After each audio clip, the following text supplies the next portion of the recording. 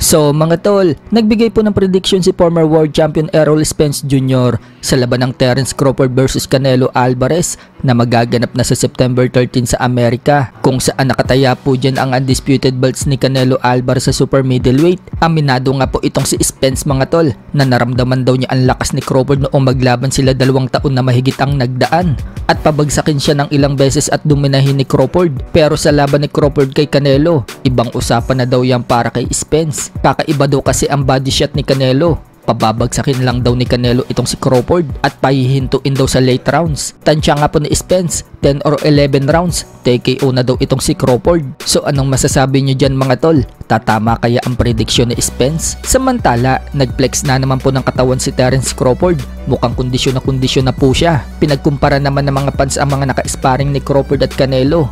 Si Canelo, si Jaron Ennis ang naka-sparring, habang si Crawford, si Shakur Stevenson ang ka-sparring. Dalawang elite fighter, sino daw ang mas better sa mga yan? Sa kabilang banda naman mga tol, nakauwi na po ng Pinas ang knockout artist at pambato natin sa middleweight division na si Wiljon Mindoro. Matapos ang impresibo na naman niyang panalo sa Amerika nito lang August 16, kung saan round 3 lang ang tinagal ng kalaban niyang si Dormetis Potis ng Colombia. Agad nga pong pumasyal si Mindoro sa gym na pinag-iinsayuhan niya, ang Kibor Boxing Gym, at nagpasuntok sa bodega ang kasamahan niya. Bagsak pa lang nasuntok ni Mindoro, tumatalsik na itong kasamahan niya. Iba talaga ang lakas ni Mindoro.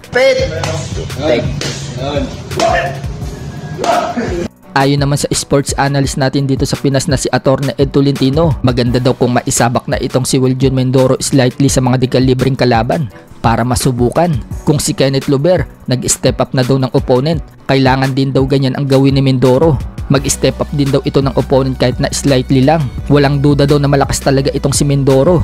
Dumadagundong nga daw ang mga bawat suntok nito. Pero sa ngayon, under construction pa din daw si Mindoro. Ipagpatuloy lang daw nito ang disiplina at focus. Malayo daw ang mararating ng pambato natin sa middleweight. Sa ibang banda naman mga tol, matapos po ang isang linggong laban ni Kenneth Luber sa Santa Cruz, Manila, kung saan tinapos po niya sa loob lang ng 8 rounds ang dayong boksingero na si former 2 Division World Champion Luis Concepcion ng Panama. Balik ensayo na po si Luber mga tol.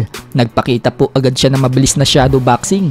May laban na nga po siya ulit sa October 26 kontra dito kay Landilis Nziki ng South Africa para sa title eliminator. Sa iba pang balita mga tol, ganun nga din po itong si former 3 Division World Champion General Casimero. Puspusan na po ang pag-iinsayo niya. Inakyat po agad ni Casimero ang matarik na bundok. Sa October din kasi napapabalitaan na lalaban si Casimero, pero hindi pa po yan opisyal hanggat hindi pa nag-a-announce ang Kameda promotion.